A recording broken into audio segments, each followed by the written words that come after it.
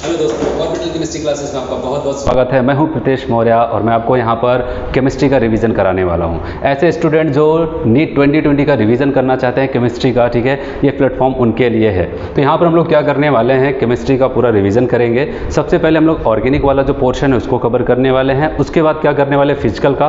फिर सबसे लास्ट में हम लोग इनऑर्गेनिक का पोर्शन कवर करने वाले हैं। दोस्तों यहाँ पर ऑर्गेनिक का जो टॉपिक है उसमें सबसे पहले हम लोग रिएक्शन मैकेनिज्म का यहाँ पर सिलेक्शन करते हैं और रिएक्शन मैकेनिज्म से हम लोग क्या करने वाले हैं, इसको रिवाइज करने वाले हैं। ठीक है, टाइम बहुत कम है तो हम लोग क्या करते हैं, यहाँ पर टॉपिक पे आते हैं। रिएक्शन मैकेनिज्म की बात करते हैं तो यहाँ पर अगर हम लोग बात करें, इसको हिंदी में कहा जाता है रासायनिक क्रियाविधि।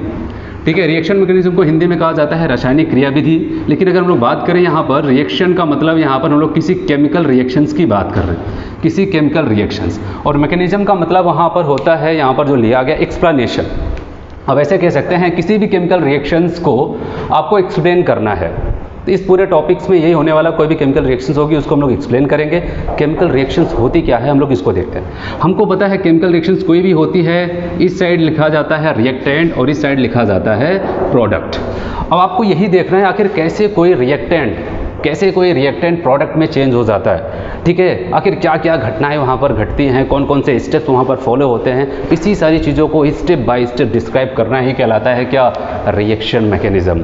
ठीक है दोस्तों, तो रिएक्शन मैकेनिज्म को आपको डेफिनेशन समझ में आ गई होगी, कैसे कोई रिएक्टेंट प्रोडक्ट में चेंज होता है, इसी को आपको एक्सप्लेन करना है, स्टेप बाय स्टेप डिस्क्राइब करना है। लेकिन उससे पहले मैं आपको बता दूँ, आपको एक बात ये भी पता होनी चाहिए, on the basis of step का एक्सप्लेनेशन यहाँ पर हमको चाहिए। लेकिन अगर वहाँ पर हम लोग बात करें on the basis of step, reaction कितनी टाइप की होती है, रिएक्शन 2 टाइप्स की होती है। नंबर 1 को हम लोग कहते हैं first step reaction,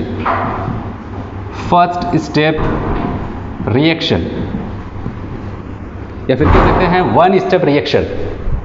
first step reaction या फिर 1 स्टेप रिएक्शन की हम लोग बात करते हैं। और दूसरा जो यहाँ पर होगा हमारा, वो होगा 2 स्टेप रिएक्शन। ये 2 टाइप की रिएक्शंस होती हैं on the basis of step. तो यहाँ पर सबसे पहले अगर 1 स्टेप रिएक्शन की बात करते हैं तो मैं आपको ये समझाऊं, नाम से पता चल रहा है 1 स्टेप फर्स्ट स्टेप रिएक्शन की बात करते हैं। यहाँ पर जो आपकी रिएक्शन होती है केवल एक ही स्टेप में कंप्लीट हो जाती है, संपन्न हो जाती है। जैसे कि अगर मैं एक एग्जांपल से आपको समझाऊं, मान लिया ए और बी आपस में बॉन्ड बना करके बैठे हुए हैं, ठीक है, और इनसे सी वाला जो है यहाँ पर एक अटैकिंग रिएजेंट है, वो जाता है, वो चाहता है कि मैं ए के साथ बॉन्ड बना लूँ। लेकिन अगर ये इसके पास 2 ऑप्शन है, सी के पास 2 ऑप्शन है ए के साथ बॉन्ड बनाने का। एक ऐसा हो सकता है वो पहले क्या करे, बी को तोड़ के बाहर निकाल दे, उसके बाद ए अकेला बचा रह जाएगा, उससे जाकर के बॉन्ड का फॉर्मेशन कर ले। लेकिन एक पॉसिबिलिटीज और है जो कि आपको 1 स्टेप में मिलने वाली। यहाँ पर क्या करता है सी क्या करता है, ए के साथ बॉन्ड बनाना शुरू कर देता है। ठीक है, यहाँ पर ए के साथ बॉन्ड बनाना शुरू कर देता है और दूसरी तरफ क्या करता है, बी के बॉन्ड को भी धीरे धीरे वीक करना शुरू कर देता है। और एक समय ऐसा आता है बी वाला कंप्लीटली यहाँ से ब्रेक हो जाता है, सी क्या करता है, ए के साथ कंप्लीट बॉन्ड का फॉर्मेशन कर ले जाता है। ठीक है, ये होती है 1 स्टेप की रिएक्शन। यहाँ पर आपको दिख रहा है बॉन्ड का फॉर्मेशन भी चल रहा है और यहाँ पर आपको दिख रहा है बॉन्ड की ब्रेकिंग भी साथ साथ हो रही है। और आपको पता है बॉन्ड की ब्रेकिंग, बॉन्ड का फॉर्मेशन दोनों एक साथ हो रहा है। और इसी अवस्था को, इसी स्टेट को हम लोग क्या कहते हैं, किस नाम से जानते हैं, इसी को हम लोग कहते हैं ट्रांजिशन स्टेट के नाम से जानते हैं। ध्यान रहे, यहाँ पर रिएक्शन इंटरमीडिएट का फॉर्मेशन नहीं होता है, यहाँ पर क्या होता है, ट्रांजिशन स्टेट का फॉर्मेशन होता है। अब दूसरी तरफ आते हैं हम लोग, यहाँ पर 2 स्टेप रिएक्शंस की अगर हम लोग बात करें, इसकी क्या खास बात होगी। मान लिया एक बार फिर से ए और बी आपस में बॉन्ड बनाए थे, कोई अटैकिंग एजेंट सी जाता है, चाहता है इसके साथ रिएक्शन कर लिया जाए और प्रोडक्ट का फॉर्मेशन कर लिया जाए। लेकिन अब होता क्या है, अगर ये 2 स्टेप की रिएक्शंस है तो यहाँ पर सी वाला क्या करता है, पहले जाता है इनके बीच के बॉन्ड को ब्रेक करता है। ठीक है, तो कहने का मतलब सबसे पहले बी और ए के बीच का बॉन्ड तोड़ेगा और ए को यहाँ पर अकेला कर देगा। यहाँ पर मैं कोई चार्ज नहीं लिख रहा हूँ, प्लस माइनस फ्री रेडिकल कुछ नहीं लिख रहा हूँ, स्टार मैंने बना दिया। तो कहने का मतलब पहला स्टेप यहाँ पर जो फॉलो होता है, फर्स्ट स्टेप, वहाँ पर क्या किया गया है, अब बताओगे, पहले बॉन्ड को तोड़ा गया है, बॉन्ड की ब्रेकिंग की गई है और आपको पता है किसी भी बॉन्ड को तोड़ना है आसानी से टूटने वाला नहीं है, आपको एनर्जी देनी पड़ेगी और एनर्जी दे करके बाहर से हीट दे करके अगर किसी को कोई भी प्रोसेस कराया जाता है उसको कहा जाता है एंडोथर्मिक रिएक्शंस। अब यहाँ पर इंटरमीडिएट आपका बन चुका है दोस्तों, यहाँ पर इंटरमीडिएट बन चुका है। अब क्या होगा अगले प्रोसेस में, इसको हम लोग क्या कहते हैं रिएक्शन इंटरमीडिएट आपका बन चुका है। अब अगले ही प्रोसेस में सी क्या करता है, इसको अब ए अकेला मिल रहा है तो इसके साथ जाएगा और बॉन्ड का फॉर्मेशन शुरू कर देता है। तो अगला जो स्टेप हमारा यहाँ पर सेकेंड स्टेप जो है वहाँ पर हो रहा है, आप बताओगे बॉन्ड फॉर्मेशन। ठीक है, यहाँ पर क्या हुआ बॉन्ड का फॉर्मेशन हो जाता है। और हमेशा आप याद रखना कहीं पर भी अगर बॉन्ड का फॉर्मेशन हो रहा है तो वो क्या होता है एक्सोथर्मिक होता है। एक्सोथर्मिक का मतलब हीट बाहर रिलीज होती है। अब ए और सी के बीच में बॉन्ड बन चुका है और आपका प्रोडक्ट बनकर तैयार हुआ यहाँ पर ऐसी।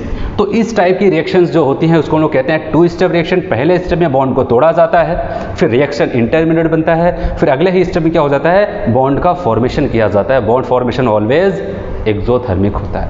इतनी बातें आपको यहाँ पर याद रखनी है। तो कहने का मतलब अब यहाँ पर अगर आपसे पूछा जाए वन स्टेप रिएक्शन का कोई एग्जाम्पल आपको पता है, ठीक है आपको पता है कोई एग्जाम्पल वन स्टेप रिएक्शन का, तो आगे जब हम लोग चैप्टर पढ़ेंगे हेलो एल्केन हेलो एरेंस, वहाँ पर आपको एक रिएक्शन मिलेगी bimolecular nucleophilic substitution reaction SN2, bimolecular nucleophilic substitution reaction SN2 की। वहाँ पर आपको बताया जाएगा वो क्या होती है, एक फर्स्ट स्टेप रिएक्शन या फिर वन स्टेप रिएक्शन का एग्जाम्पल होता है। इसको हम लोग आगे देखेंगे। फिलहाल के लिए इस पूरे रिएक्शन मैकेनिज्म में जहाँ पर हमारा फोकस होगा वो होगा टू स्टेप्स की रिएक्शंस में। समझ में आया सबको?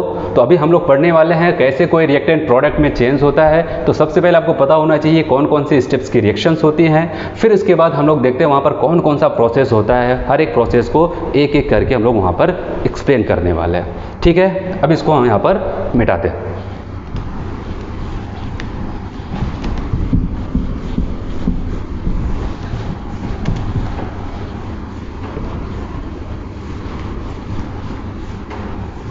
चलिए हम लोग बात करते हैं यहाँ पर। मैंने बताया सबसे पहले बॉन्ड को तोड़ा गया, यही तो बताया ना, बॉन्ड को सबसे पहले तोड़ा गया।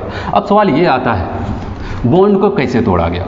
ठीक है, हमारा टॉपिक यहाँ पर होगा फिशन ऑफ, और आपको पता है पूरे ऑर्गेनिक में कौन से बॉन्ड की हम लोग चर्चा करते हैं, कौन से बॉन्ड के बारे में पढ़ते हैं। आप बताओगे कोवैलेंट बॉन्ड। तो यहाँ पर जो कुछ भी आपको देखने को मिलता है सब कुछ कोवैलेंट बॉन्ड के थ्रू मिल रहा है। ठीक है, अब यहाँ पर आप करने वाले fission of covalent bond. Covalent bond को आप तोड़ने वाले हो, ठीक है, क्योंकि पहला स्टेप था ब्रेकिंग का, बॉन्ड की ब्रेकिंग। अब सवाल आता है कोवैलेंट बॉन्ड को कैसे तोड़ा जा सकता है। तो यहाँ पर दो तरीके होते हैं, एक होता है होमोलिटिक फिजन, एक होता है होमोलिटिक फिजन और दूसरा क्या हो जाएगा बताओ, हेट्रोलिटिक फिजन।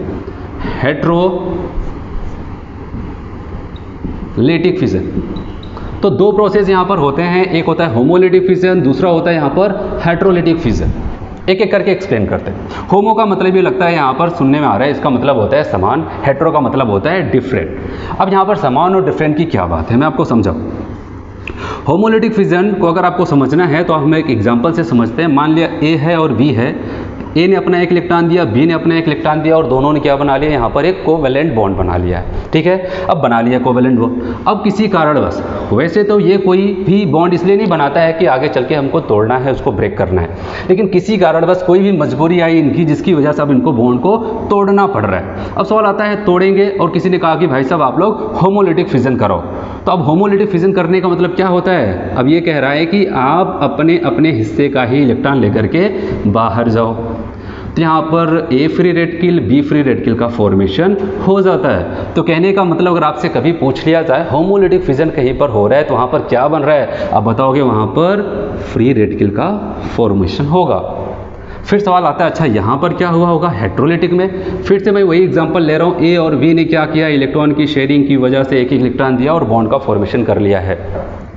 लेकिन अब क्या होता है, देखो अभी क्या होता है, किसी ने कहा कि भाई साहब तुम क्या करो यहाँ पर हेट्रोलिटिक फिजन करो, और हमको पता चला कि यहाँ पर बी के पास क्या है, इलेक्ट्रॉन को अपनी तरफ खींचने की पावर ज़्यादा है। इलेक्ट्रॉन क्या करता है, जब यहाँ पर शेयरिंग करने की बात आई तो दोनों ने क्या किया, एक एक अपना इलेक्ट्रॉन दिया, लेकिन अब टूटने की बात आती है तो यहाँ पर क्या हो जाता है, बी के पास क्या होता है, पावर ज़्यादा होती है। जब बी के पास पावर ज़्यादा है तो ये क्या करेगा, अपना इलेक्ट्रॉन तो लेके जाएगा, साथ ही साथ क्या करता है, ए वाले का भी इलेक्ट्रॉन छीन के लेके चला जाता है। अब यहाँ पर क्या हो जाएगा, इलेक्ट्रॉन जिसके पास गया, याद रखना, उसके ऊपर कौन सा चार्ज आएगा? माइनस चार्ज आएगा।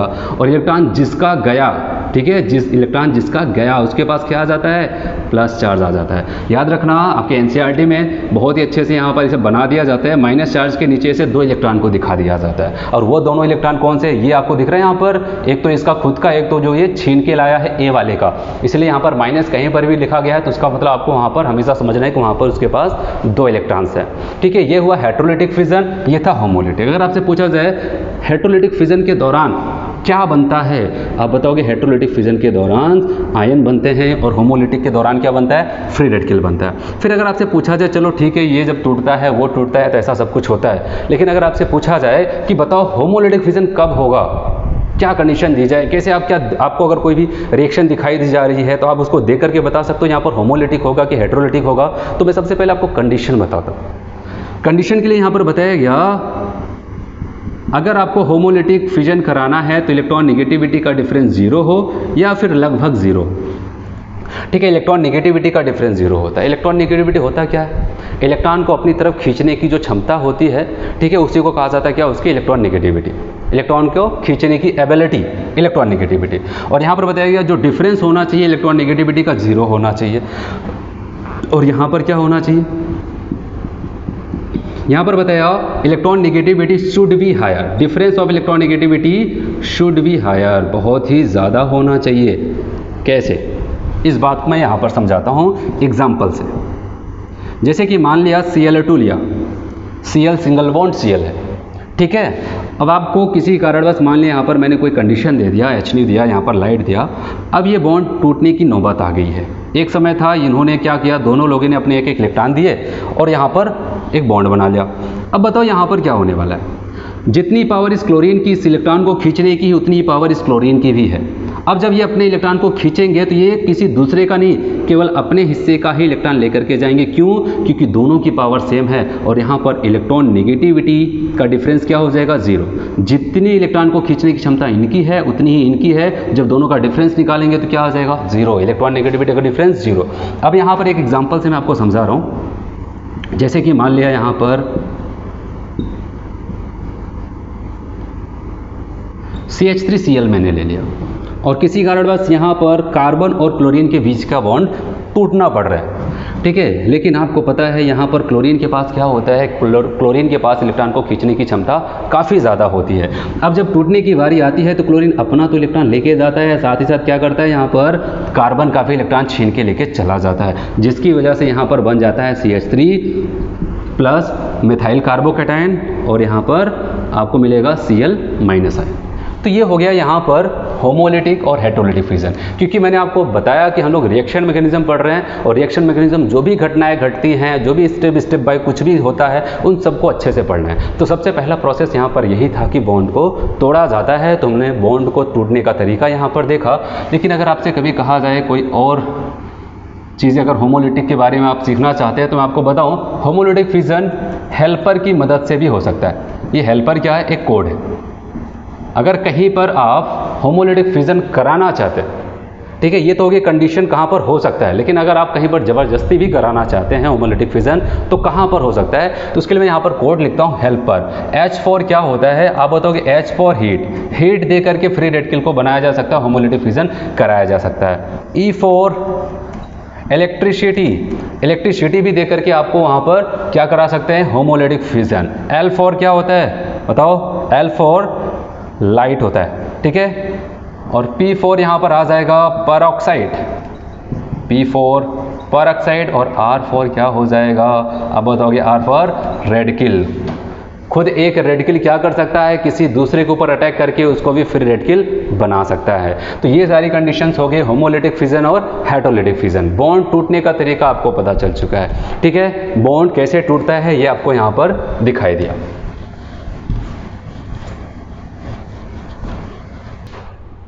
चलिए यहाँ पर हम लोग देखते हैं कि अभी मैंने आपको बताया बॉन्ड टूटने का तरीका आपको समझ में आया, ठीक है, होमोलिटिक हेटेरोलिटिक। लेकिन एक बात और अगर आप सोचो, बॉन्ड क्यों टूट रहा है? ठीक है, आखिर क्या कंडीशन पड़ी? क्योंकि अगर कोई भी इलेक्ट्रॉन की शेयरिंग की वजह से बॉन्ड बनाया है, कोवेलेंट बॉन्ड बनाया है, तो इस मकसद से वो बनाया था कि क्या करना है? उसको टूटना नहीं है, ठीक है, उसको टूटना नहीं है। लेकिन किसी कारण उसको टूटना पड़ रहा है। वो कारण क्या था बताया गया वहाँ पर, अटैकिंग रिएजेंट कारण था। ठीक है, अटैकिंग रिएजेंट आता है, उसके ऊपर अटैक करता है, उस रिएजेंट के ऊपर, उस अभिकारक के ऊपर क्या करता है, अटैक करता है और उसके बॉन्ड को तोड़ता है। यही तो मैंने बताया, जो भी मैंने आपको शुरू में एग्जांपल बताया था, ए और बी के ऊपर कौन अटैक कर रहा था, सी वहाँ पर क्या था, वो अटैकिंग रिएजेंट था। तो यहाँ पर भी हम लोग बात करते हैं टाइप ऑफ अटैकिंग रिएजेंट जो क्या करता है, कोवैलेंट बॉन्ड को तोड़ रहा था। ये भी 2 टाइप्स के होते हैं। ठीक है, कौन कौन से हो सकते हैं मैं यहाँ पर लिख रहा हूँ। पहला जो होता है उसको हम लोग यहाँ पर कहते हैं इलेक्ट्रोफाइल या फिर इलेक्ट्रोफिलिक रिएजेंट। फर्स्ट को हम लोग कहते हैं यहाँ पर इलेक्ट्रोफिलिक रिएजेंट। ठीक है, या फिर इसी को हम लोग क्या कहते हैं, इलेक्ट्रोफाइल के नाम से भी जानते हैं। दूसरे की अगर हम लोग बात करते हैं, इसको कहा गया ये होता है न्यूक्लियोफिलिक रिएजेंट और न्यूक्लियोफाइल। ठीक है, ये होता क्या है इसको हम लोग देखते हैं। यहाँ पर 2 अटैकिंग रिएजेंट हो सकते हैं यहाँ पर।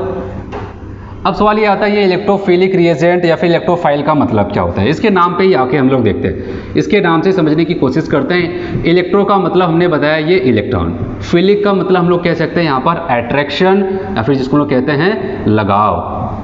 ठीक है, कहा गया कोई भी ऐसा रिएजेंट जो इलेक्ट्रॉन के प्रति लगाव रखे, उन सबको हम लोग क्या कहने वाले हैं, इलेक्ट्रोफाइल कहने वाले हैं। अब सवाल ये आता है आखिर इलेक्ट्रॉन के पास ऐसा क्या है जो उसके प्रति कोई लगाव रखे।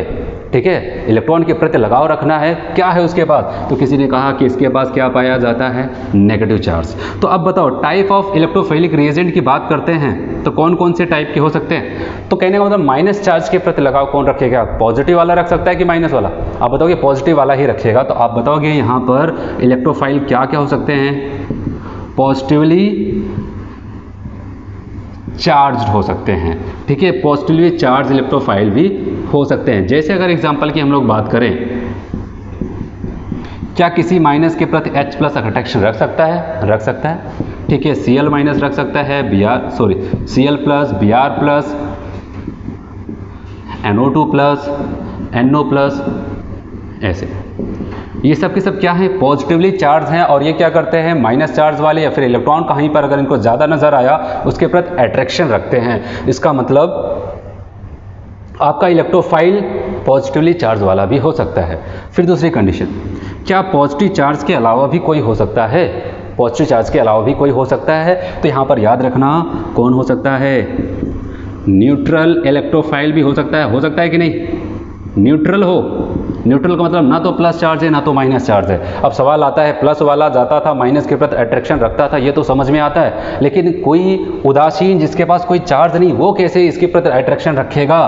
तो याद रखना इलेक्ट्रॉन के प्रति अट्रैक्शन मतलब कहीं पर जाना है, इलेक्ट्रॉन से जुड़ना है। अब इलेक्ट्रॉन से कौन जुड़ सकता है, आप कह सकते हैं तो प्लस वाला जुड़ेगा, दूसरा कोई ऐसा जिसके पास कोई चार्ज तो नहीं है लेकिन उसके पास एक चीज़ की कमी है, वो क्या है, इलेक्ट्रॉन की कमी है। उनको क्या कहते हैं, इलेक्ट्रॉन डिफिशिएंट स्पीसीज कहते हैं। तो आप बताओगे न्यूट्रल इलेक्ट्रोफाइल भी जा सकता है। जैसे एग्जांपल की बात करते हैं हम लोग यहाँ पर, अगर आपसे कह दिया जाए BF3, ठीक है, BBr3, BCl3, ये सब के सब क्या होते हैं, काफ़ी ज़्यादा इलेक्ट्रॉन डिफिशिएंट होते हैं। AlCl3, ये सब के सब क्या हो जाएंगे, यहाँ पर आप बताओगे न्यूट्रल इलेक्ट्रोफाइल होंगे।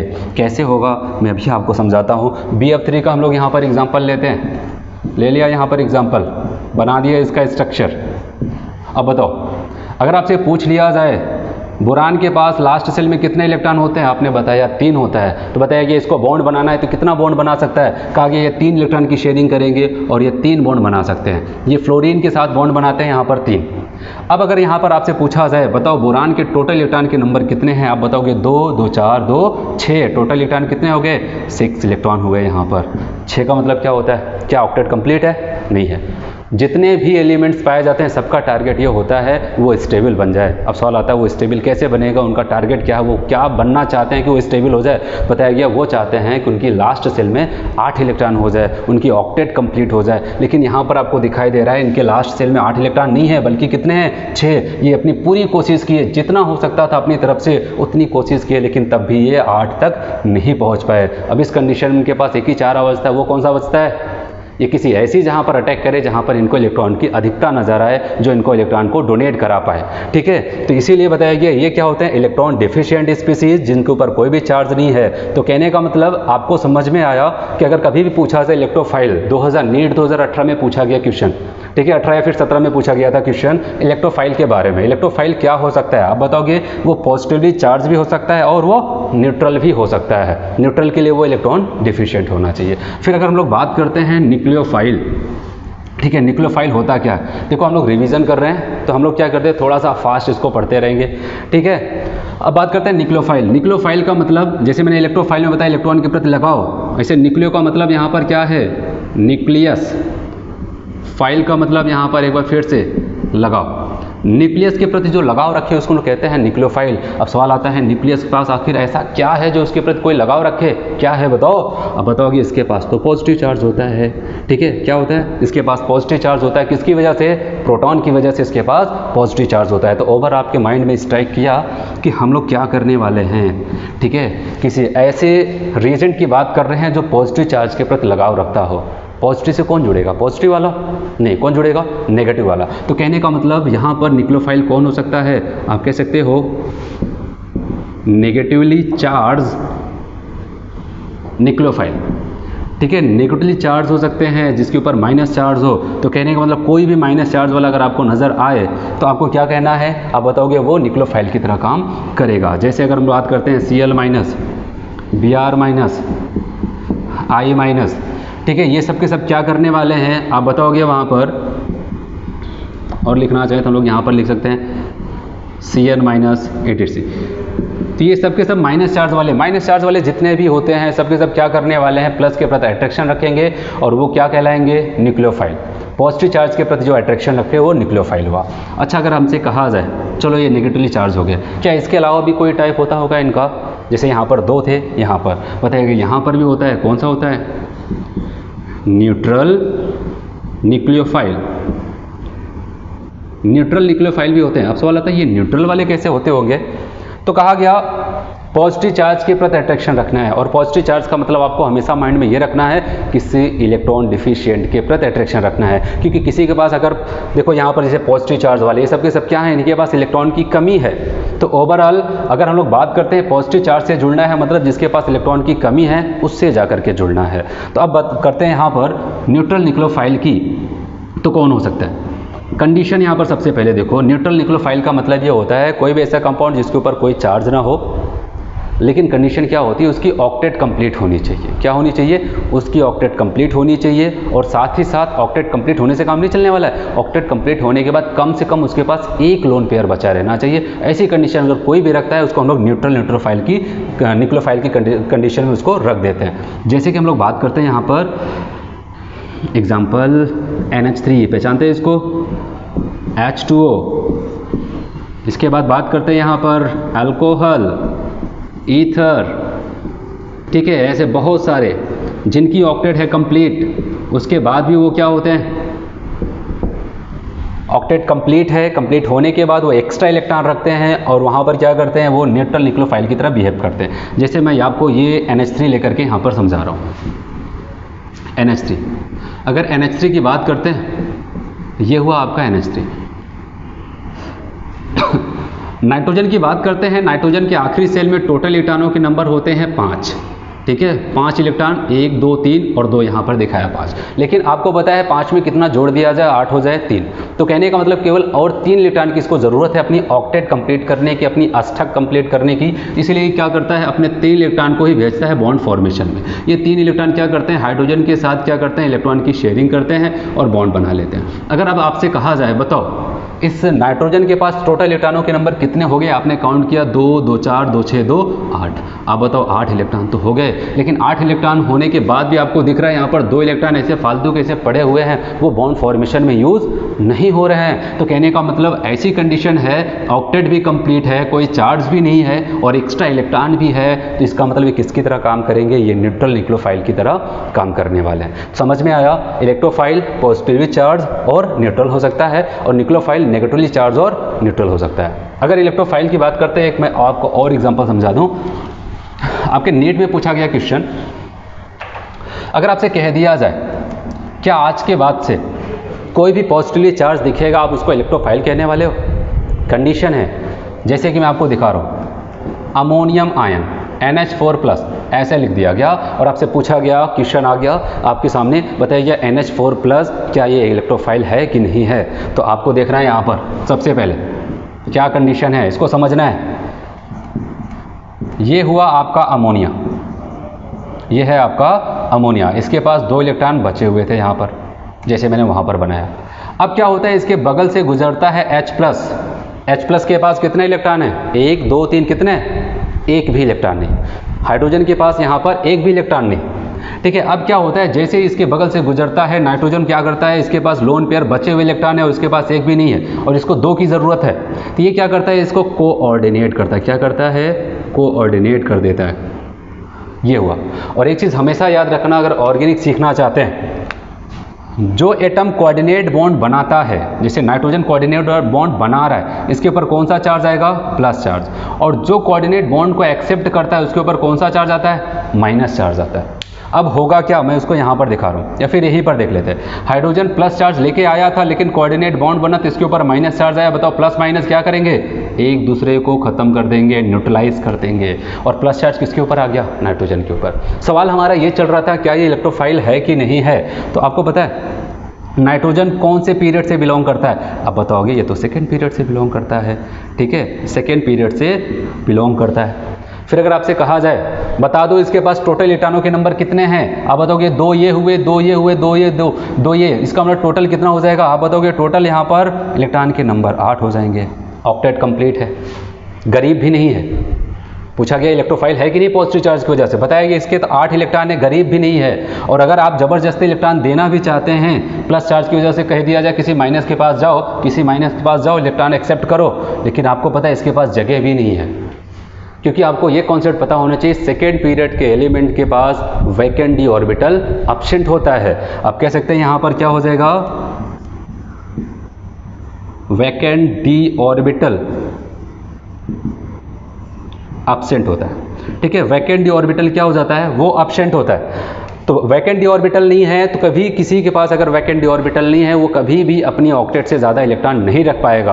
क्योंकि आप बहुत जानते होंगे एग्जांपल्स, क्या हो जाता है वो 8 से भी ज़्यादा इलेक्ट्रॉन अपने आउटर सेल में रख लेते हैं। क्यों रख लेते हैं? क्योंकि उनके पास खाली कमरे पड़े होते हैं। कौन से खाली कमरे थे? वो वैकेंट डी ऑर्बिटल थे। लेकिन सेकेंड पीरियड के पास वैकेंट डी ऑर्बिटल नहीं पाया जाता है, इसलिए बताया गया NH4+ भले ही प्लस चार्ज रखता है वो कभी भी किसी माइनस के पास नहीं जाता है। क्योंकि माइनस पास जाने का मतलब क्या होता है? माइनस के पास जाओगे तो 2 इलेक्ट्रॉन लेना पड़ेगा और ये इलेक्ट्रॉन 8 इनका कंप्लीट है और इनके पास खाली कमरे भी नहीं है, जिसकी वजह से आप 8 से ज़्यादा इलेक्ट्रॉन नहीं रख पाएंगे, तो ये इलेक्ट्रोफाइल की तरह काम नहीं करता है। ऐसे ही एक और एग्जांपल की बात करते हैं, H3O+ जो कि आपके नीट में आया था, ये वाला आया था, ये वाला नहीं आया था। अगर यहाँ पर हम देखेंगे सेम कंडीशन वही है, ऑक्सीजन के पास क्या हो जाता है? ऑक्टेट हो जाती है कंप्लीट, ऑक्टेट कंप्लीट हो जाती है, जिसकी वजह से यहाँ पर भी, और आपको पता है ऑक्सीजन भी सेकेंड पीरियड का एलिमेंट है, सेकेंड पीरियड का एलिमेंट है, मतलब कि इसके पास भी वैकेंट डी ऑर्बिटल नहीं है। तो ये हो गया यहाँ पर अटैकिंग रीजन।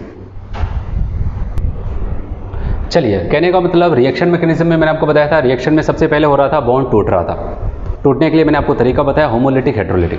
फिर बताया कौन तोड़ रहा था, बताया गया अटैकिंग रीजन। वहाँ पर मैंने आपको बताया इलेक्ट्रोफाइल और न्यूक्लियोफाइल। बॉन्ड को तोड़ा गया, बॉन्ड टूट चुका है। टूटने के बाद क्या बनता था? Reaction intermediate. ठीक है, अब रिएक्शन इंटरमीडिएट कौन कौन से हो सकते हैं आपके पूरी ऑर्गेनिक में, कहीं ना कहीं आपको ये सब मिलने वाले हैं। तो मैं आपको बताऊँ रिएक्शन इंटरमीडिएट आपको कौन कौन सा मिल सकता है। आपको कार्बोकैटायन मिल सकता है। बॉन्ड टूटने के बाद कार्बन के ऊपर आ जाए प्लस चार्ज, उसको क्या कहते हैं? कार्बोकैटायन। जैसे मैं यहाँ पर एक एग्जाम्पल से बताऊँ, अगर CH3+ की बात करूँ मैं, यहाँ पर ये हुआ मेथाइल कार्बोकैटायन। ठीक है, यहाँ पर क्या हुआ? Methyl carbocation. एक आपको ये इंटरमीडिएट मिल सकता है बॉन्ड टूटने के बाद, इसके पास प्लस चार्ज आ जाए। और दूसरा अगर हम लोग बात करते हैं कार्बे एनायन, मतलब यहाँ पर क्या हो जाए, बॉन्ड टूटने के बाद अगर आपको उसके ऊपर माइनस चार्ज नजर आता है तो इसका मतलब ये कार्बन एनायन इंटरमीडिएट हो गया। फ्री रेडिकल की बात करते हैं, अगर बॉन्ड टूटा और टूटने के बाद वहाँ पर एक एक्स्ट्रा इलेक्ट्रॉन दिख जाए, इसका मतलब वहाँ पर क्या बन गया? इंटरमीडिएट फ्री रेडिकल बन चुका है। अब यहाँ पर लोग बात करते हैं कार्बीन। कार्बीन क्या होता है? बताया गया। कार्बन की अगर बात करते हैं, अगर कार्बन, आपको पता है कार्बन के लास्ट में कितने इलेक्ट्रॉन होते हैं जो बॉन्ड फॉर्मेशन में यूज़ होते हैं, वो 4 होते हैं। लेकिन अगर किसी कारणवश कार्बन क्या करता है, केवल 2 ही इलेक्ट्रॉन का यूज़ करता है बॉन्ड फॉर्मेशन में, और क्या करता है 2 इलेक्ट्रॉन बचा के रख लेता है, इसको हम लोग कहते हैं कार्बन इंटरमीडिएट। फिर बात करते हैं, चलो ये तो कार्बन हो गया, फिर नाइट्रीन की बात करते हैं। नाइट्रीन क्या होता है, बताया गया नाइट्रोजन के लास्ट में इलेक्ट्रॉनों के नंबर कितने होते हैं, 5 होता है, ठीक है, 5 इलेक्ट्रॉन्स होते हैं लास्ट में। लेकिन अगर वो क्या करे, पांचों में से केवल एक ही इलेक्ट्रॉन का यूज़ करता है बॉन्ड फॉर्मेशन में, उसको हम लोग कहते हैं नाइट्रीन इंटरमीडिएट। अगर यहाँ पर हम लोग बात करें टोटल इलेक्ट्रॉन इस कार्बन के कितने आते हैं, आप बताओगे 2, 2 4, 2 6, 6 इलेक्ट्रॉन। 6 इलेक्ट्रॉन का मतलब क्या हो जाएगा, ये इलेक्ट्रोफाइल की तरह काम करेंगे कि न्यूक्लियोफाइल, इलेक्ट्रॉन की कमी है तो इलेक्ट्रोफाइल की तरह काम करेंगे। तो आप बताओगे ये किसकी तरह काम करेगा, आप बताओगे ये इलेक्ट्रोफाइल की तरह काम करते हैं। यहाँ पर अगर आपसे पूछा जाए बताओ कितने इलेक्ट्रॉन, आप बताओगे 2, 2 4, 2 6, माइनस चार्ज का मतलब क्या है, इसके पास 2 इलेक्ट्रॉन है, एक तो इसका खुद का, और बॉन्ड जब टूटा होगा तो एक इलेक्ट्रॉन जिसका ये छीन के लाया है, तो यहाँ पर टोटल 2, 2 4, 2 6, 2 8 इलेक्ट्रॉन हो जाता है, ठीक है, 8 इलेक्ट्रॉन हुआ, ठीक है। अच्छा बताओ, ऑक्टेट कंप्लीट है और ये लोग भी बचे हुए हैं, एक्स्ट्रा इलेक्ट्रॉन बचा हुआ है, तो इसको हम लोग किस कैटेगरी में रख सकते हैं, आप बताओगे, इसको हम लोग न्यूक्लियोफाइल की कैटेगरी में रख सकते हैं। चलिए यहाँ पर बात करते हैं, यहाँ पर टोटल इलेक्ट्रॉन कितने होंगे, 2, 2 4, 2 6 और 1 7, टोटल इलेक्ट्रॉन 7। 7 का मतलब क्या होता है, क्या 8 से कम होता है, 8 से कम का मतलब ऑक्टेट इनकम्प्लीट। ऑक्टेट इनकम्प्लीट का मतलब सबके सब कहाँ पर रखे जाएंगे, आप बताओगे वो इलेक्ट्रोफाइल में रखे जाएंगे। अच्छा इनकी तरफ चलते हैं, यहाँ पर भी 2 इलेक्ट्रॉन तो ये हो गए, और यहाँ पर 2 हाइड्रोजन, उसकी वजह से 2, 2 4, तो 2, 2 4, 2 6, यहाँ पर भी टोटल इलेक्ट्रॉनों के नंबर आएंगे 6, और 6 का मतलब ऑक्टेट इनकम्प्लीट, और ये भी क्या करेंगे, इलेक्ट्रोफाइल की तरह काम करेंगे। यहाँ पर चलते हैं, यहाँ पर टोटल इलेक्ट्रॉन बताओ 2, 2 4, और यहाँ पर जिसके साथ बॉन्ड का फॉर्मेशन किए होंगे 6।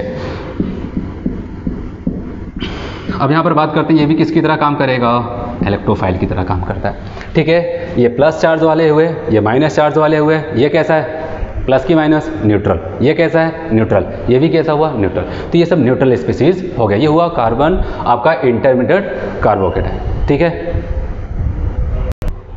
चलिए हम लोग यहाँ पर अब देखते हैं, मैंने आपको बताया बॉन्ड भी तोड़ना आपको सिखा दिया, बॉन्ड को किसने तोड़ा वो भी बता दिया, और बॉन्ड टूटने के बाद क्या बनता है, रिएक्शन इंटरमीडिएट, वो भी बता दिया।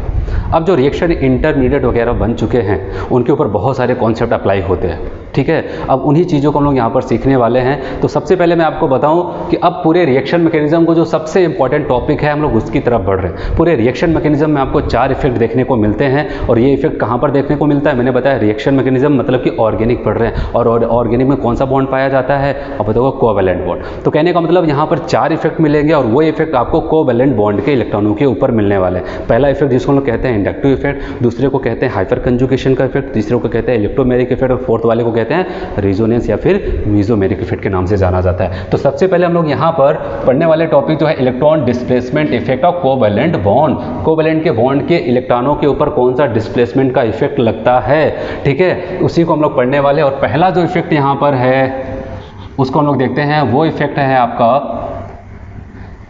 Inductive effect. इंडक्टिव इफेक्ट जिसको हम लोग शॉर्ट में आई इफेक्ट के नाम से भी जानते हैं। अब इसको कैसे समझते हैं, यहाँ से आपका समझने वाला पॉइंट स्टार्ट होता है रिएक्शन मैकेनिज्म का। बहुत ही अच्छे से इसको समझिए, बहुत ही कंसंट्रेट होकर के एकदम रिलैक्स बैठिए, ठीक है। आते हैं यहाँ पर इंडक्टिव इफेक्ट, इसको कैसे समझाना है, होता क्या है, अभी आप खुद समझ जाओगे इसका डेफिनेशन। मान लिया मैंने यहाँ पर ऐसे एक कंपाउंड ले लिया, यहाँ पर मैं सारे बॉन्ड नहीं दिखा रहा हूँ, कार्बन, इसे 4 कार्बन थे, आपस में बॉन्ड बनाकर एकदम रिलैक्स थे, कोई भी इनके ऊपर चार्ज नहीं था, ठीक है, न्यूट्रल फॉर्म में थे, क्योंकि जितना इलेक्ट्रॉन खींचने की क्षमता इनकी उतनी इनकी और सबकी सेम है, ठीक है, जिसकी वजह से कोई भी खींचातानी नहीं थी, यहाँ पर कोई भी इलेक्ट्रॉन का डिस्प्लेसमेंट नहीं हो रहा था, बहुत ही मस्त में सब थे। लेकिन अब क्या किया गया, यहाँ पर मान लिया आपने क्या किया, इसके किसी एक छोर पर कोई X नमक का कोई भी एक कंपाउंड यहाँ पर जोड़ दिया, ठीक है, और X जब जुड़ता है मतलब कौन सा बॉन्ड बनाया इसने, अब बताओ, इसने कोवैलेंट बॉन्ड बनाया। और कोवैलेंट बॉन्ड कैसे बनता है, इलेक्ट्रॉन की शेयरिंग की वजह से बनता है, बन गया बॉन्ड। लेकिन इनको नहीं पता था, इनको लगा कि जैसे हम लोग अभी अच्छे खासे थे वैसे ही पड़े रहेंगे।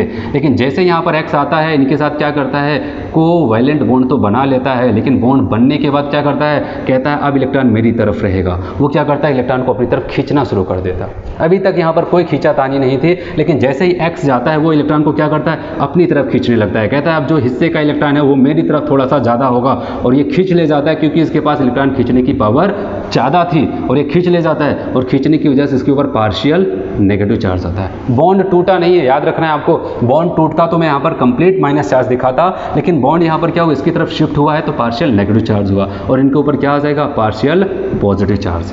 अब इनका इलेक्ट्रॉन तो खींचा ही, साथ साथ इनका भी खिंच गया थोड़ा थोड़ा, इनकी तरफ सब शिफ्ट होने लगे सब। तो यहाँ पर क्या आ जाएगा, पार्शियल पॉजिटिव आएगा, और इधर वाले के ऊपर भी थोड़ा बहुत हुआ होगा, तो यहाँ पर पार्शियल पॉजिटिव, और यहाँ पर बहुत कम मात्रा में अगर हुआ होगा तो बहुत ही कम मात्रा में ऐसा हुआ होगा। क्योंकि जो इंडक्टिव इफेक्ट होता है ये डिस्टेंस के ऊपर डिपेंड करता है। जो सबसे करीब में होगा उसके ऊपर सबसे ज़्यादा इफेक्ट होगा, और जैसे जैसे दूर जाएंगे उसके ऊपर इफेक्ट कम होने लगता है। कहा जाता है 3 या 4 कार्बन के बाद अगर यहाँ पर कोई और कार्बन जुड़ा होता तो उसको पता भी नहीं चलता कि आगे आकर के कोई जुड़ा हुआ है। ठीक है, इसलिए बताया कि इंडक्टिव इफेक्ट एक डिस्टेंस गवर्निंग प्रोसेस होता है। अब ये क्या करता है, यहाँ पर आपको दिखा पहले कोई चार्ज नहीं था, लेकिन कोई ग्रुप आता है, वो क्या करता है, कोवैलेंट के इलेक्ट्रॉनों को अपनी तरफ खींचने लगता है, और यहाँ पर पोलैरिटी डेवलप हो जाती है, और इसी इफेक्ट को हम लोग क्या कहते हैं, इंडक्टिव इफेक्ट कहते हैं। और ऐसा भी हो सकता है, मान लिया एक बार फिर से ये कार्बन थे, और मैंने यहाँ पर क्या किया, कोई एक ग्रुप जोड़ दिया जिसका नाम था वाई ने भी क्या किया, यहाँ पर सबसे पहले इलेक्ट्रॉन की शेयरिंग की, बॉन्ड बना लिया। लेकिन वाई के पास कुछ ऐसी प्रॉपर्टी थी, वो इलेक्ट्रॉन को अपने से दूर डिस्प्लेस कर रहा था। तो एक्स वाला क्या कर रहा था, इलेक्ट्रॉन को अपनी तरफ खींच रहा था, वाई वाला क्या कर रहा है, इलेक्ट्रॉन को अपने से दूर डिस्प्लेस कर रहा है, और डिस्प्लेस कर जाता है जिसकी वजह से इसके ऊपर पार्शियल पॉजिटिव, इलेक्ट्रॉन जिसकी तरफ शिफ्ट होता है उसके ऊपर पार्शियल नेगेटिव। यहाँ पर भी थोड़ा थोड़ा शिफ्टिंग हुई होगी तो पार्शियल नेगेटिव, यहाँ पर भी थोड़ा बहुत पार्शियल नेगेटिव, और यहाँ पर भी थोड़ा बहुत माइन्यूट हुआ होगा तो पार्शियल नेगेटिव। पार्शियल का मतलब बहुत ही आंशिक, बहुत ही कम की हम लोग बात कर रहे हैं। ठीक है, ये हुआ। तो कहने का मतलब इंडक्टिव इफेक्ट आपको समझ में आया। क्या होता है कि कोई भी ग्रुप एटम अगर किसी भी कंपाउंड से जुड़ जाता है और वहाँ पर पोलैरिटी डेवलप करने लगता है, इलेक्ट्रॉन को खींचने लगता है या फिर इलेक्ट्रॉन को डोनेट कराने लगता है, तो इसी इफेक्ट को हम लोग क्या कहते हैं, इंडक्टिव इफेक्ट के नाम से जानते हैं। ये क्या कर रहा था, ये वाला ग्रुप किसकी तरह काम कर रहा था, इलेक्ट्रॉन विथड्रॉइंग ग्रुप की तरह काम कर रहा था, इलेक्ट्रॉन को अपनी तरफ खींचने वाला ग्रुप बन रहा था। और ये क्या कर रहा था, इलेक्ट्रॉन डोनेटिंग ग्रुप बन रहा था, इलेक्ट्रॉन को अपनी तरफ अपने से दूर डिस्प्लेस कर रहा था। और इस बेसिस पे इंडक्टिव इफेक्ट को 2 पार्ट में बांट दिया गया। ठीक है, क्योंकि यहाँ पर घटनाएं 2 घट सकती हैं, इलेक्ट्रॉन को खींचा भी जा सकता है, इलेक्ट्रॉन को डोनेट भी किया जा सकता है। इस टाइप का जो इफेक्ट देते हैं उसको हम लोग क्या कहते हैं, माइनस आई इफेक्ट कहते हैं। कोई भी ग्रुप अगर क्या करता है, इलेक्ट्रॉन को अपनी तरफ खींच के इफेक्ट को डेवलप करता है तो माइनस आई इफेक्ट। अगर कोई भी ग्रुप क्या करता है, इलेक्ट्रॉन को अपने से दूर ढकेल के पुश करके इफेक्ट को डेवलप करता है, उसको हम लोग प्लस आई इफेक्ट के नाम से जानते हैं। तो ओवरऑल आपको क्या समझ में आया, इंडक्टिव इफेक्ट। ठीक है, ये क्या करते हैं, कोवैलेंट बॉन्ड के इलेक्ट्रॉनों को अपनी तरफ खींचते हैं या फिर क्या करते हैं, अपने से दूर डोनेट करते हैं। लेकिन यहाँ पर बात करिए कितने टाइप्स के, 2 टाइप्स के, माइनस आई भी हो सकता है और प्लस आई भी हो सकता है। ठीक है,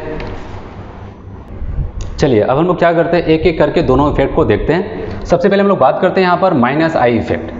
अब सवाल ये आता है, माइनस आई इफेक्ट का मतलब मैंने आपको बताया, कुछ ऐसे ग्रुप होते हैं, एटम होते हैं जो इलेक्ट्रॉन को, कोवैलेंट के इलेक्ट्रॉन को अपनी तरफ खींचते हैं, अपने ऊपर माइनस चार्ज डेवलप करते हैं और माइनस आई इफेक्ट शो करते हैं। लेकिन अब सवाल ये आता है, कौन ऐसा कर सकता है। ठीक है, सवाल ये आता है ना, कौन ऐसा कर सकता है। अगर बहुत सारे लोग ऐसे दे दिए जाए और आपसे पहचानना होगी, बताओ इसमें से कौन माइनस आई इफेक्ट शो करेगा, तो आप कैसे उसको देखोगे। तो एक सिंपल सा तरीका कहा जाता है, यहाँ पर एक रेफरेंस पॉइंट लिया जाता है जिसका नाम है हाइड्रोजन।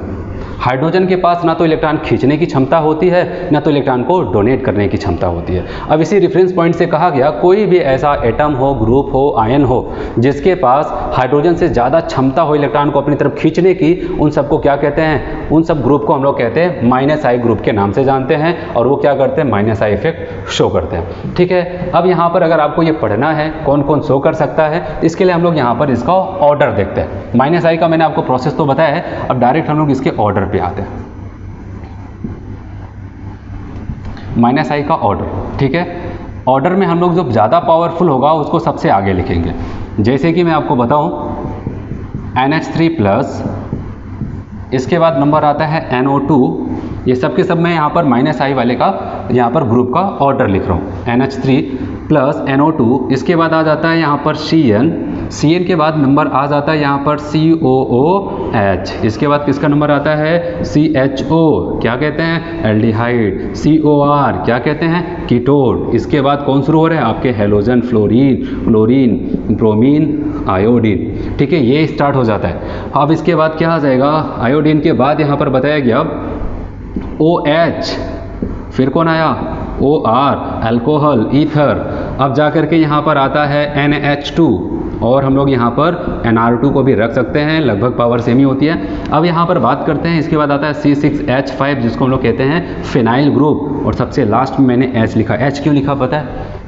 ऐसा नहीं H को लिख दिया तो ये माइनस आई इफेक्ट शो करता है, इसलिए लिख दिया गया एक रेफरेंस के लिए। हाइड्रोजन से आगे जितने लोगों को लिखा गया है सबकी पावर क्या है, हाइड्रोजन से ज़्यादा है इलेक्ट्रॉन को अपनी तरफ खींचने की, ठीक है, और खींच करके सब क्या करते हैं वहाँ पर माइनस आई इफेक्ट शो करते हैं। तो आपको ये ऑर्डर पता होना चाहिए, एक बार मैं फिर से आपको याद दिला दूँ। NH3 प्लस NO2Cl, नाइट्रोजन वाले सबसे पहले NNN, उसके बाद ऑक्सीजन कार्बन वाले COH, CHO, COR, उसके बाद कौन स्टार्ट होता है हेलोजन, फ्लोरीन, ब्रोमीन, आयोडीन, फिर इसके बाद कौन आता है OH, OR, उसके बाद NH2, NR2, CCH5 और यहाँ पर हाइड्रोजन। आपके नीट 2019 में क्वेश्चन जो आया था 19 या फिर 18 में आया था क्वेश्चन, 2018 में शायद आया था क्वेश्चन, वहाँ पर आपसे यही पूछा गया था क्या क्या लिया गया था, फ्लोरीन लिया गया था और OR लिया गया था और वहाँ पर लिया गया था NH2 और एक ऑप्शन में NR2 लिया गया था। इन सब का ऑर्डर वहाँ पर अरेंज कराया गया था। तो वहाँ पर क्या था, दो ऑप्शन करेक्ट थे, क्योंकि एक में क्या था NH2 लिखा गया था, एक में NR2 लिखा गया, तो चाहे NH2 लिखे चाहे NR2, तो वहाँ पर जो आपका नीट में क्वेश्चन आया था वहाँ पर इसके दो ऑप्शंस करेक्ट थे, ठीक है। तो आप इसका क्वेश्चन वहाँ पर देखेंगे आपको मिल जाएगा।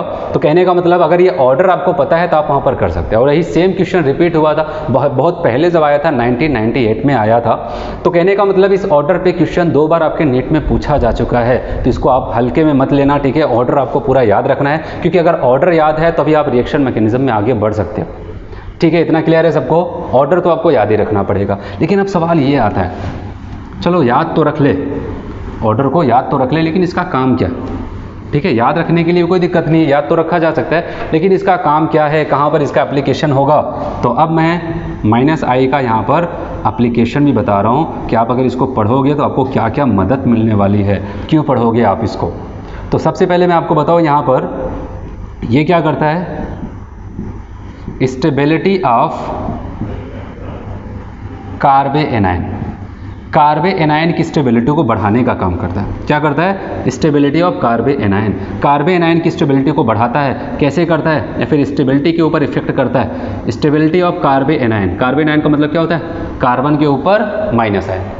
तो यहाँ पर ध्यान देना कैसे होता है, कहा जाता है स्टेबिलिटी ऑफ कार्बन एनायन क्या होता है, -i वाले क्या करते हैं ग्रुप एनायन की स्टेबिलिटी को बढ़ाते हैं, इसलिए डायरेक्टली प्रोपोर्शनल। अभी आगे जब हम लोग पढ़ेंगे +i, तो +i वाले क्या करते हैं, इसकी स्टेबिलिटी को घटाने का काम करते हैं। तो माइनस की स्टेबिलिटी का अगर ऑर्डर देखना है तो वहाँ पर -i वाले और +i वाले दोनों हमें पता होना चाहिए, क्योंकि माइनस की स्टेबिलिटी मतलब एनायन की स्टेबिलिटी को माइनस वाले बढ़ाते हैं, सेम फैमिली वाले माइनस माइनस, तो जाहिर सी बात है वो क्या करेंगे, एक दूसरे को सपोर्ट करेंगे तो बढ़ाएंगे। और प्लस वाला उसका क्या है, अपोजिट है, तो वो क्या करेगा, उसका अपोज करेगा, ठीक है। ये होता है। अब सवाल आता है, चलो आपने रटा दिया तो हम रट लेते हैं, एनायन की स्टेबिलिटी को माइनस वाला बढ़ाता है, लेकिन कैसे बढ़ाता है। अगर आपसे पूछा जाए कैसे बढ़ाता है तो आप इसको कैसे बताओगे। तो यहाँ पर ध्यान देना, हम लोग क्या करते हैं, सबसे पहले मैं आपको एक स्टेबिलिटी का कॉन्सेप्ट सिखाता हूँ। स्टेबिलिटी का कॉन्सेप्ट, मान लिया अगर कहीं पर कोई भी ग्रुप है, अगर उसके ऊपर किसी कारणवश चार्ज की मात्रा बढ़ रही है, क्या हो रही है, चार्ज की मात्रा, जो ये प्लस माइनस दो ही चार्ज होते हैं, चाहे प्लस होगा चाहे माइनस होगा, अगर उनकी मात्रा बढ़ती चली जा रही है तो आप बताओगे जैसे जैसे मात्रा बढ़ेगी उनकी क्या बढ़ जाएगी, एनर्जी बढ़ जाएगी। और अगर किसी के पास एनर्जी बढ़ गई, वो रुकेगा नहीं, वो बहुत सारे टक्कर्स करेगा, ठीक है, यहाँ वहाँ जा करके रिएक्शंस करेगा। तो कहने का मतलब उसकी रिएक्टिविटी भी बढ़ जाती है। क्या हो जाता है, उसकी रिएक्टिविटी भी बढ़ जाती है। अच्छा बताओ, जो बार बार रिएक्शन करने के लिए तैयार है, तुरंत रिएक्शन करने के लिए तैयार है, इसका मतलब क्या, वो स्टेबल है, वो स्टेबल नहीं है। उसकी स्टेबिलिटी क्या हो जाती है बताओ, वो घट जाती है। कॉन्सेप्ट समझ में आ रहा है? कहीं पर चार्ज बढ़ी तो एनर्जी बढ़ी, एनर्जी बढ़ी तो रिएक्टिविटी बढ़ी, रिएक्टिविटी बढ़ी तो स्टेबिलिटी उसकी डाउन हो जाती है। ऐसे ही दूसरा स्टेबिलिटी का कॉन्सेप्ट देखें, अगर कहीं पर चार्ज घट रहा है, किसी कारणवश वहाँ पर चार्ज घटना शुरू हो जा रहा है, इसका मतलब उसकी एनर्जी भी घटती चली जाएगी और वहाँ पर उसकी रिएक्टिविटी, रिएक्शन करने का जो रेट है वो भी घटता चला जाएगा। लेकिन वहाँ पर क्या बढ़ जाएगा? अब बताओगे, वहाँ पर उसकी स्टेबिलिटी बढ़ जाती है। समझ में आ रहा है ये? अब मैं आपको दिखा रहा हूँ यहाँ पर एक्सप्लेन करके आखिर कैसे माइनस आई वाला माइनस की स्टेबिलिटी को बढ़ाता है। ठीक है, इसी में हम लोग देख लेते हैं। चलिए हम लोग बात करते हैं यहाँ पर एग्जाम्पल से। एक एग्जाम्पल से मैं आपको समझा रहा हूँ। मान लें यहाँ पर CH2 है और CH2 से मैंने कोई माइनस आई ग्रुप इसमें से उठाया और यहाँ पर जोड़ दिया CH2 माइनस के साथ है। CH2 माइनस के साथ है, मैंने कोई ग्रुप यहाँ से उठाया और इसमें जोड़ दिया। अब जोड़ने के बाद हुआ क्या? अच्छा बताओ, माइनस इसके ऊपर ये माइनस आई क्यों लिखा गया? क्योंकि इसके पास प्रॉपर्टी है क्या? इलेक्ट्रॉन को अपनी तरफ खींचने की। क्या करता है? इलेक्ट्रॉन को अपनी तरफ खींचता है। इलेक्ट्रॉन को अगर अपनी तरफ खींचेगा तो जाहिर सी बात है इसके ऊपर कौन सा चार्ज आएगा? बताओगे, इसके ऊपर माइनस आएगा, पार्शियल माइनस आता है। ठीक है, और यहाँ पर क्या हो जाएगा? इसके ऊपर क्या आएगा? पार्शियल पॉजिटिव चार्ज आता है। आता है कि नहीं आता है? यही तो होता है माइनस आई का, यही तो काम मैंने आपको सिखाया। ये क्या करता है? इलेक्ट्रॉन को अपनी तरफ खींचता है, चाहे जिससे भी जुड़ेगा, इसका अपना काम ये होता है, चाहे वो प्लस वाला होता है चाहे माइनस वाला। ये जोड़ रहा है, ये खींच रहा है, तो माइनस वाले से जोड़ा तो ये भी क्या करेगा? इलेक्ट्रॉन को खींचेगा और पार्शियल पॉजिटिव चार्ज आएगा। अच्छा बताओ, ये पॉजिटिव चार्ज इस माइनस वाले के साथ करेगा क्या? पार्शियल का मतलब बहुत आंशिक, बहुत थोड़ी मात्रा में है, और ये कंप्लीट माइनस लिखा गया मतलब एक बड़ा चार्ज है। ये अपने हिस्से के बराबर क्या करेगा? मान लिया इस चार्ज को, माइनस चार्ज को कम कर देगा। करेगा कि नहीं करेगा? जितनी इसकी मात्रा है अपने मात्रा के बराबर क्या करेगा? उस माइनस चार्ज को कम कर देगा। अब कहने का मतलब अगर आपसे पूछा जाए इस CH2 के ऊपर जितना पहले माइनस चार्ज था, क्या अब माइनस चार्ज में गिरावट आई कि नहीं आई? आप बताओगे प्लस जाने की वजह से अब यहाँ पर माइनस चार्ज में कमी आई। आपने कहा हाँ कमी आ गई। कमी आ गई तो वहाँ पर क्या हो जाएगा? आप बताओगे एनर्जी में भी कमी आएगी। एनर्जी में भी कमी आई तो क्या रिएक्टिविटी में भी आएगी? आप बताओगे हाँ यहाँ पर भी आ जाएगी। और बताओ क्या बढ़ जाएगा? स्टेबिलिटी बढ़ जाएगी। तो समझ में आया आपको ये कॉन्सेप्ट? कैसे यहाँ पर माइनस आई क्या करता है? माइनस की स्टेबिलिटी को बढ़ाने का काम करता है। तो अगर ये आपको स्टेबिलिटी का कॉन्सेप्ट पता है तो आप इसको आसानी से यहाँ पर कर सकते हो। समझ में आया स्टेबिलिटी का कॉन्सेप्ट कैसे यहाँ पर होता है? ठीक है, अब हम लोग यहाँ पर इसको एग्जाम्पल से समझने की कोशिश करते हैं। मैं एग्जाम्पल यहाँ पर लिख रहा हूँ, एक दो एग्जाम्पल जल्दी से।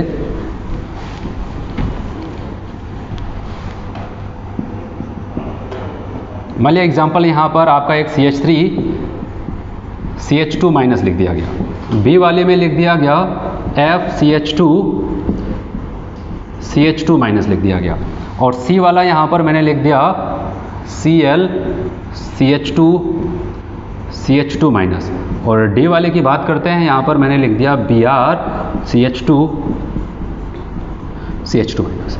और आपसे कहा गया कि अगर आपको इतना समझ में आया तो स्टेबिलिटी ऑफ कार्बन एनायन का ऑर्डर अरेंज करके दिखाओ।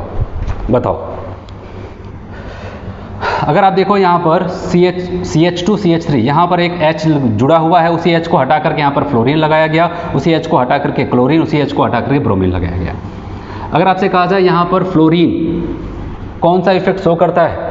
अब बताओगे फ्लोरीन को तो हम यहाँ पर पढ़े हैं कौन से ऑर्डर में? माइनस आई के ऑर्डर में पढ़े हैं, तो यहाँ पर क्या हो जाएगा? ये माइनस आई इफेक्ट शो करता है।